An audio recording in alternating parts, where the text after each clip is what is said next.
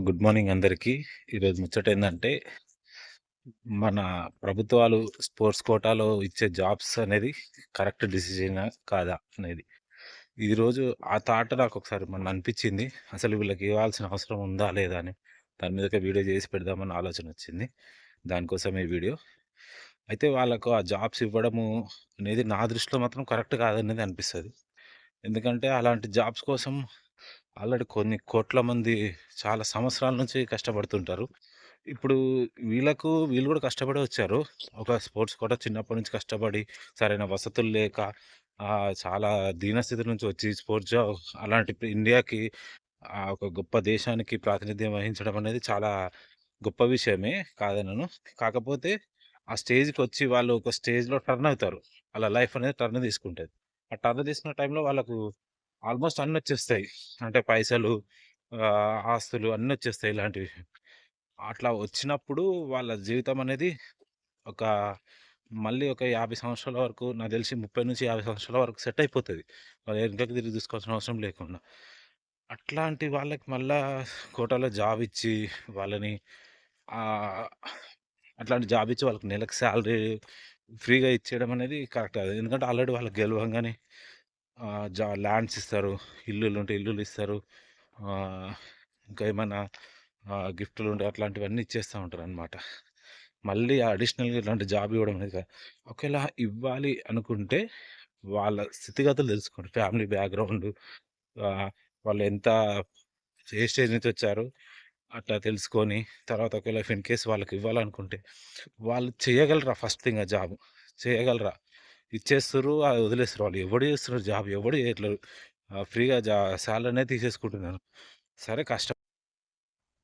సరే కష్టపడొచ్చారు. అది ఎవరు కాదనలేని విషయమే. కానీ ఆ జాబులు చెయ్యరు వాళ్ళు. ఆ జాబులు చేసే వాళ్ళకన్నా ఇస్తే వాళ్ళకి ఆ సాలరీ వాళ్ళకి హెల్ప్ అవుతుంది గదా! వాళ్ళకు ఎప్పుడో ఒకసారి ఇవ్వడము, పిలిపియడము. కొంతమందిది అసలు నేను ఇప్పటివరకు చూసిన చాలా మందిని అసలు ఆ జాబ్ జస్ట్ పేరుకిచ్చేస్తారు. వాళ్ళకి అట్లా సాలరీ పడుతూనే ఉంటది. వాళ్ళు ఒక్కరోజు గూడా డ్యూటీ చేసింది ఉండదు. అట్లాంటి వాళ్ళకి ఇయ్యడం ఎందుకు అనవసరంగా? వేరేది ఏదైనా ఇవ్వండి. ఇప్పుడు ల్యాండ్ ఇచ్చారు. 200 గజాలు ఇచ్చారు.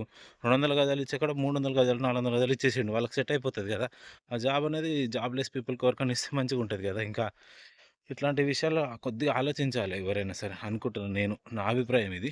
ఎందుకంటే జాబ్‌ల గురించి చాలామంది కష్టపడేవాళ్ళుంటారు. ఇఫ్ ఇన్ కేస్ చాలామంది గూడా స్పోర్ట్స్ కోటాలో కూడా జాబ్ కొట్టాలని దాని గురించి ఆలోచిస్తారు. సరే చేయండి. అంటే వాళ్ళ ఎట్లుంటది? చేయగలుగుతారా లేదా అనేది గూడా ఆలోచించి తీసుకోవాల్సిన అవసరం ఉందనమాట.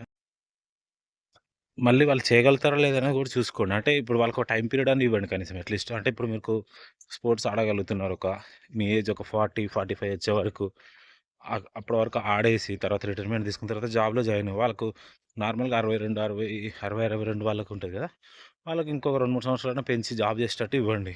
లేదు మేము చేయలేమనుకుంటే ఫస్ట్ అడిగి డిక్లరేషన్ తీసుకున్నాక వాళ్ళకేదైనా సెటిల్మెంట్ జేసేసి ఫస్ట్ చేసేస్తే అయిపోతది. ఆ జాబ్ వేరే వాళ్ళకన్నా ఇస్తే వాళ్ళకి ఉపయోగపడతది గదా! అట్లా చేసే వాళ్ళకివ్వండి. చేయని వాళ్ళకి గాకుండా. అట్లా చాలామంది అనుకుంటున్నారు. చేస్తే బావుంటది. ఎందుకంటే చాలా పెద్ద పెద్ద జాబులిస్తున్నారండి వాళ్ళకి. చిన్న జాబులిస్తే మనం అనుకోవచ్చు గానీ, చాలా పెద్ద జాబులిస్తున్నారు. వాళ్ళు లక్షల లక్షల జీతాలు ఉత్తిగా ఇచ్చేస్తున్నారు. గెలిచారు కరెక్టే. దేశం కోసమైనా, దేనికోసమైనా గానీ, ఆల్రెడీ వేరేవి ఇస్తున్నారు ప్రైవేట్‌గా. ఇప్పుడు వాళ్ళకి గెలవగానే చాలా డబ్బొస్తది. ప్రైవేట్‌గా చాలా ఈవెంట్స్ అని, అడ్వర్టైజ్‌మెంట్స్ అని, స్పాన్సర్‌షిప్స్ అని ఇలాంటివి చాలా చేసుకుంటారు. వాటి ద్వారా ఆల్రెడీ డబ్బొచ్చేస్తుంది గదా! వాళ్ళకి సరిపోయేంత డబ్బొస్తుంది. ఎన్ని సంవత్సరాలు చేస్తారో అదనేది పక్కకు పెట్టేస్తే వాళ్ళకొచ్చేస్తుంది. నెల నెలకు ఇప్పుడు ఒక్కసారి క్లిక్ అయిన తర్వాత ఆటోమేటిక్‌గా స్పాన్సర్‌షిప్స్ వచ్చేస్తాయి. ఆయన మీద హోప్స్ పెరిగి వాళ్ళకి జీతాలు పెంచుతారు ఆటోమేటిక్‌గా. ఇలాంటివన్నీ ఉన్నప్పుడు ఇవి గూడా కాలిక్యులేషన్ చేసుకొని ఇస్తే బావుంటదనే అభిప్రాయం. చాలా మందిలో ఉంటది కానీ చెప్పలేకపోవచ్చు. అదేనది. కానీ ఆలోచించండి ఎవరైనా సరే ఒక ప్రభుత్వ పెద్దలారా. దయచేసి ఆలోచించండి. చాలామంది వెయిట్ జేస్తున్నారు జాబ్‌ల గురించి. దయచేసి నోటిఫికేషన్ గూడా తొందరగా ఇవ్వగలరని కోరుకుంటున్నాం. Thank you. Thank you so much. జై శ్రీరామ్. జై హింద్.